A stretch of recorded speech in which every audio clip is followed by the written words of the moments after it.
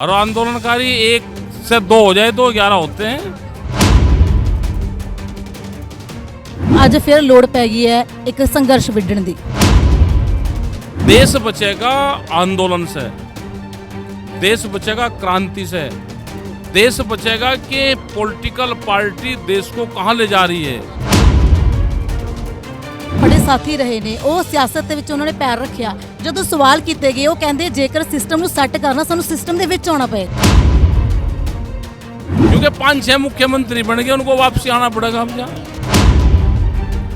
ब्रह्म ज्ञान की प्राप्ति हुई है, जो पॉलिटिकल और राजनीतिक ब्रह्म ज्ञान है उसकी प्राप्ति भी जरूरी थी होनी, तो वो होगी।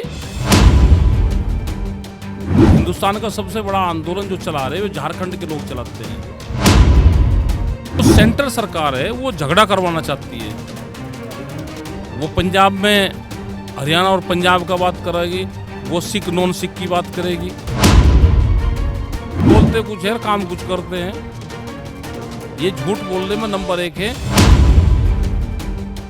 ਤਾਂ ਜਦੋਂ ਕਿਸਾਨੀ ਅੰਦੋਲਨ ਕਮਜ਼ੋਰ ਪੈ ਗਿਆ ਸੀ ਤਾਂ ਉਸ ਸਮੇਂ ਕਿਸਾਨ ਆਗੂ ਰਾਕੇਸ਼ ਟਕੈਤ ਦੀ ਅੱਖ ਚੋਂ ਜਿਹਾ ਹੰਝੂ ਨਿਕਲਿਆ ਸੀ ਕਿ ਪੰਜਾਬ ਹਰਿਆਣਾ ਪੂਰੇ ਦੇਸ਼ ਦੇ ਵਿੱਚੋਂ ਕਿਸਾਨ ਟਰਾਲੀਆਂ ਭਰ ਕੇ ਕਿਸਾਨ ਦਿੱਲੀ ਦੀਆਂ ਬਾਰਡਰਾਂ ਤੇ ਪਹੁੰਚ ਗਏ। ਸਾਡੇ ਨਾਲ ਰਾਕੇਸ਼ ਟਕੈਤ ਹੈਗੇ ਨੇ। ਟਕੈਤ ਸਾਹਿਬ ਪਹਿਲਾਂ ਤਾਂ ਹੀਰੋ ਵਾਲੀ ਫੀਲਿੰਗ ਤਾਂ ਨਹੀਂ ਆ ਰਹੀ, ਦੇਖੋ ਚਾਰੇ ਪਾਸੇ ਤੁਹਾਡੀਆਂ ਸੈਲਫੀਆਂ ਲਈਆਂ ਜਾ ਰਹੀਆਂ ਨੇ। ये तो सारे आंदोलनकारी हैं, और आंदोलनकारी 1 से 2 हो जाए तो 11 होते हैं। तो हम भी आंदोलनकारी, ये भी आंदोलन। ਤਰ੍ਹਾਂ ਦਾ ਲੱਗ ਰਿਹਾ ਕਿਉਂਕਿ ਮੀਡੀਆ ਨੂੰ ਵੀ ਕਹਿ ਰਹੇ ਵੀ ਸਾਨੂੰ ਇੱਕ ਵਾਰੀ ਫੋਟੋ ਕਰਾ ਲਓ ਪਹਿਲਾਂ, ਉਸ ਤੋਂ ਬਾਅਦ ਤੁਸੀਂ ਆਪਣੀ हाँ तो ठीक है, ये लड़ाई लड़ेंगे मजबूती से। जो फोटो करवा रहा वो ट्रैक्टर लेगा, लड़ाई लड़ेगा। हाँ, ट्रैक्टर लेके मोर्चे तोड़ने वाले लोग हैं सब। ਕੀ ਕਹਿਣਾ ਚਾਹੋਗੇ ਟਕੈਤ ਸਾਹਿਬ ਅੱਜ ਫਿਰ ਲੋੜ ਪੈ ਗਈ ਹੈ ਇੱਕ ਸੰਘਰਸ਼ ਵਿੱਢਣ ਦੀ। देखो, देश में वोट से देश नहीं बचेगा, इलेक्शन से देश नहीं बचेगा।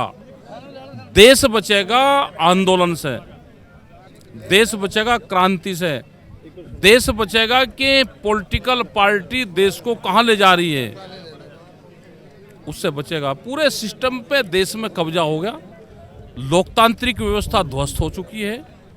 कोर्ट कचहरी सब जितने भी सिस्टम थे उन पे अवैधानिक रूप से कब्जा कर लिया। इसको अगर बचाना है तो आंदोलन ही एक रास्ता बचा है, और इसमें यूथ, मजदूर, महिलाएं, बच्चे, किसान सबको एक साथ होना पड़ेगा। ਪਰ ਜਿਹੜੇ ਤੁਹਾਡੇ ਸਾਥੀ ਰਹੇ ਨੇ ਉਹ ਸਿਆਸਤ ਦੇ ਵਿੱਚ ਉਹਨਾਂ ਨੇ ਪੈਰ ਰੱਖਿਆ। ਜਦੋਂ ਸਵਾਲ ਕੀਤੇ ਗਏ ਉਹ ਕਹਿੰਦੇ ਜੇਕਰ ਸਿਸਟਮ ਨੂੰ ਸੈੱਟ ਕਰਨਾ ਸਾਨੂੰ ਸਿਸਟਮ ਦੇ ਵਿੱਚ ਆਉਣਾ ਪਏਗਾ। तो अब इस्तीफे दे के वापसी आ जाए सिस्टम से मुख्यमंत्री, क्योंकि 5-6 मुख्यमंत्री बन गए, उनको वापसी आना पड़ेगा। अब जहाँ ਸਮਝਾਏ ਨਹੀਂ ਤੁਸੀਂ ਰਾਜੇਵਾਲ ਸਾਹਿਬ ਨੇ ਚੜੂਨੀ सब समझ गए, ज्ञान प्राप्त हो गया। ब्रह्म ज्ञान की प्राप्ति हुई है, जो पॉलिटिकल और राजनीतिक ब्रह्म ज्ञान है उसकी प्राप्ति भी जरूरी थी होनी, तो वो होगी। ਅਗਰ ਹੁਣ ਕਹਿਣ ਦੁਬਾਰੇ ਅਸੀਂ ਐਸਕੇਐਮ ਦੇ ਵਿੱਚ ਆਉਣਾ ਤੁਸੀਂ ਇਜਾਜ਼ਤ ਦਿਓਗੇ? देंगे, बातचीत करेंगे सब लोग। अपना लड़ाई में फौज घटनी नहीं चाहिए, बढ़नी चाहिए। ਹੋਰ ਵੀ ਬਹੁਤ ਸਾਰੀਆਂ ਸਟੇਟਾਂ ਦੇ ਵਿੱਚ ਮੁੱਦੇ ਹੈਗੇ ਨੇ। ਹਰਿਆਣੇ ਦੀ ਗੱਲ ਕਰ ਲਈਏ, ਯੂਪੀ ਦੀ ਗੱਲ ਕਰ ਲਈਏ, ਖੇਤੀ ਨਾਲ ਸੰਬੰਧਿਤ ਬਹੁਤ ਸਾਰੇ ਮਸਲੇ ਹੈਗੇ ਨੇ। ਉਹਨੂੰ ਹੱਲ ਕਰਨ ਦੇ ਲਈ ਐਸਕੇਐਮ ਕਿੰਨਾ ਕੁ ਅੱਗੇ ਵਧ देश भर में एसकेएम काम कर रहा है। अभी हम झारखंड में थे तो वहाँ पे भी बड़ा आंदोलन चल रहे। इन आंदोलन से भी मजबूत आंदोलन झारखंड का है। आज की तारीख में हिंदुस्तान का सबसे बड़ा आंदोलन जो चला रहे वो झारखंड के लोग चलाते हैं। हमको तो पंखा भी चाहिए, वे पंखा भी नहीं है। हमको नहीं चाहिए दरी चाहिए, वे पेड़ की छाया और घास और पत्तों पे वे आंदोलन चलाते हैं। तो हमको उनसे भी सीखना चाहिए। तो और वो एसकेएम के साथ में है। हम अभी 2 दिन वहाँ पर रहे उनके बीच में। रात को हम जंगलों में रहे उनके बीच में। 250 गांव हैं जो उनकी ज़मीन छीनना चाहते हैं। उन्होंने कहा कि जान लो ज़मीन नहीं देंगे, ये उनका नारा है।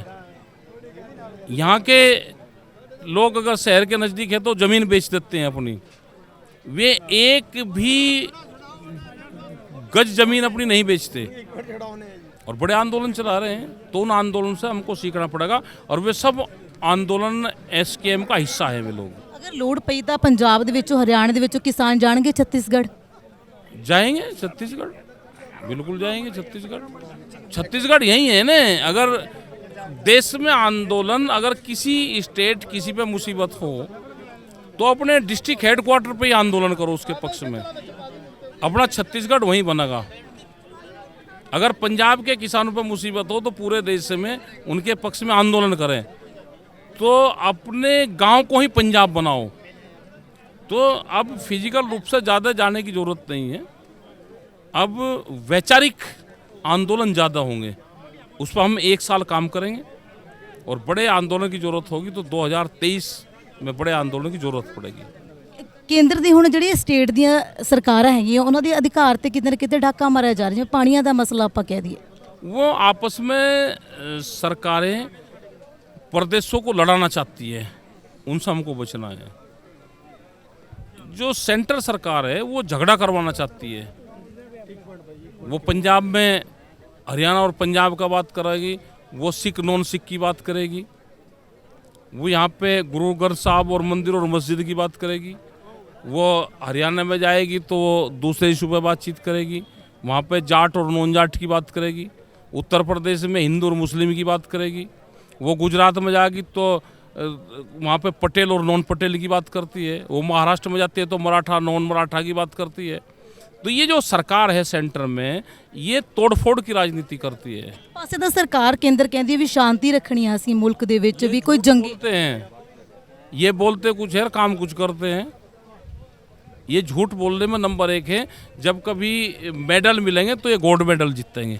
ਯੂਪੀ ਦੇ ਵਿੱਚ ਭਾਜਪਾ ਸਰਕਾਰ ਦੁਬਾਰਾ ਆ ਗਈ, ਜਿਸ ਸਹੁੰ ਚੁੱਕ ਸਮਾਗਮ ਵੀ ਸੀਗਾ ਕਿ तो इनके यहाँ तो जो भर्ती हो जाएगा, एक यूनिवर्सिटी है इनकी, उसमें जो एडमिशन ले लेगा तो फेल नहीं होता। इनके यहाँ से जो चुनाव लड़ेगा वो फेल होता ही नहीं, पास होता है, उसे पास का सर्टिफिकेट मिलता है। ये यूपी में हुआ। ਆਖਰੀ ਸਵਾਲ ਕਰੂੰਗਾ, ਅੱਜ ਗਵਰਨਰ ਦੇ ਨਾਲ ਤੁਹਾਡੀ ਮੁਲਾਕਾਤ ਹੋ, ਕੀ ਭਰੋਸਾ ਦਿੱਤਾ कि गवर्नर कोई भरोसा वो नहीं देते। गवर्नर एक प्रोटोकॉल होता है उनका, उनको जो हमने लेटर दिया है वो लेटर वो सेंटर को भेज देंगे और वहाँ से वो फिर गवर्नमेंट को जाएगा। ਲਾਸਟ ਸਵਾਲ ਕਰੂੰਗੀ, ਅਗਰ ਫਿਰ ਵੀ ਨਹੀਂ ਹੱਲ ਹੁੰਦਾ ਮਸਲੇ ਦਾ, ਅੱਗੇ ਕੀ ਰਣਨੀਤੀ ਰਹੇਗੀ? और क्या पता रणनीति रहेगी, हम क्या आगे के क्या ज्योतिषी हैं, क्या रणनीति रहेगी। ਕੋਈ ਅੰਦੋਲਨ ਕੁਛ ਤਾਂ ਤੁਹਾਡੇ ਵੱਲੋਂ? आप हाँ, तो आंदोलन बिना क्या, आंदोलन तो है ही। हाँ, ਸ਼ੁਕਰੀਆ ਜੀ।